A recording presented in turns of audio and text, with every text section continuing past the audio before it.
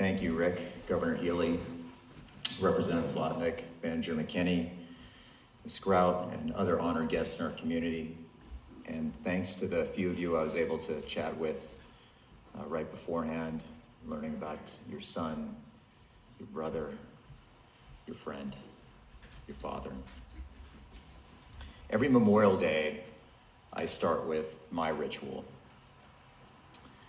I do the Murph, and I think of my friend Eric Christensen. The Murph is a workout. The Murph is doing 100 pull-ups, it's doing 200 push-ups, 300 air squats, and you run a mile beforehand and a mile afterwards.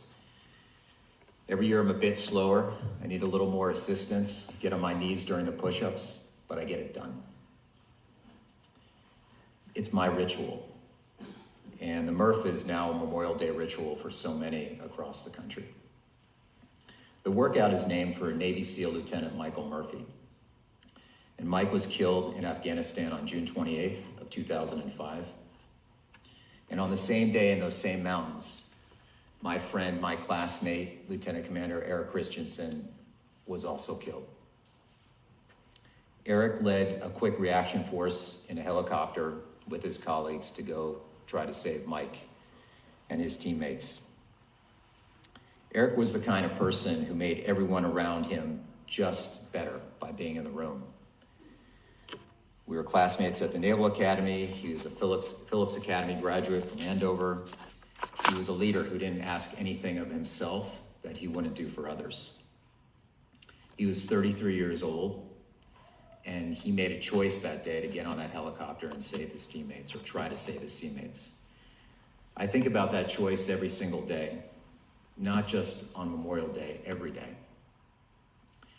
And there's something that I believe about that event and Eric getting on that helicopter.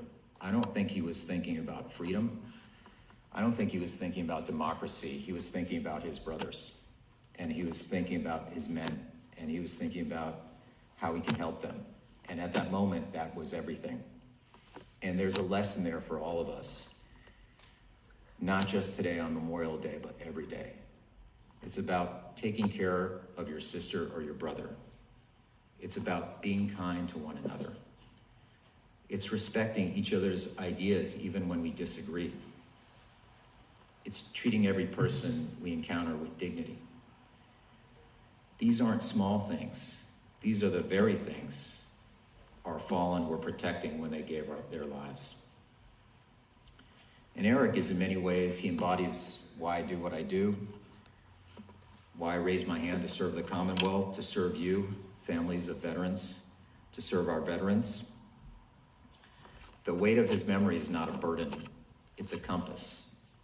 And when it gets hard, when progress feels slow, I think of Eric and I ask what he would do. And the answer is always the same: to keep going, to take care of the people to your left and right, take care of the mission. I don't just memorialize Eric, I'm empowered by him every day. And that's the choice this day asks us to make. Not to just memorialize, but to honor those in how we live every day. We have an opportunity today on Memorial Day to honor them, not as individuals, but as a community. This past Friday, I had the privilege of sitting with Gold Star family members, some Gold Star family members here, and they shared stories of their husbands, their sons, their fathers. What struck me was what they carried with them: a photograph, a dog tag, a memory. They carry these things deliberately every single day as a ritual of remembrance, so that their loved ones are never reduced to a date on a stone. So the memory endures. To never forget is not a passive act. It's a work they perform every day with devotion, every morning that they wake up.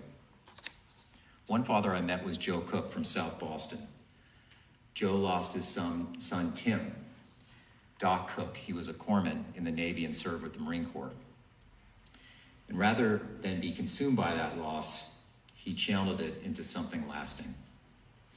He founded the Timothy Doc Cook Scholarship Foundation. And just this past Saturday, a couple days ago, Joe helped dedicate the very first PTSD memorial at a national cemetery right here in Bourne, Massachusetts.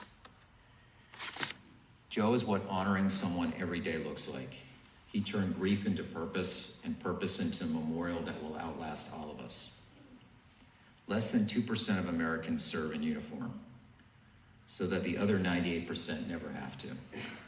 Every freedom we enjoy today, the ability to gather here, to speak, to dissent, to dream, was purchased by a fraction of our neighbors, our children, our family, our friends. Our democracy takes work, hard, daily, unglamorous work. It requires us to show up for one another, to hold the line on our values, to refuse to look away when things go difficult. Eric knew that. Tim knew that. So did every man and woman whose name is etched in stone in cemeteries like this one across our nation. We owe them that work. We owe it to every family carrying a worn photograph and a heavy heart. Not just today, but every day. We are lucky to wake up free. Never forget.